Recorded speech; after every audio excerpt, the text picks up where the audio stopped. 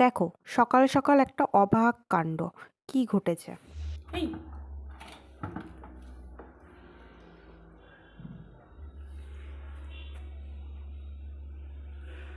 তুইও দেখছিস আমাকে? বলে বাবালি, কি হয়েছে? এটা ইঁদুর না কাঠবিড়ালি কিছু তো বুঝতে পারছি না।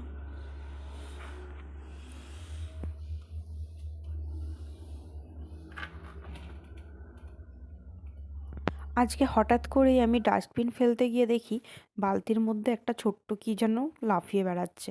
তখনই দেখি যে এটা, কিন্তু আমি দেখে বুঝতে পারছিলাম না যে এটা কি, কারণ কাঠবিড়ালি তো এইভাবে আসবে না, ইঁদুরই হবে। তো দেখি একটা ছোট্ট ইঁদুরের বাচ্চা।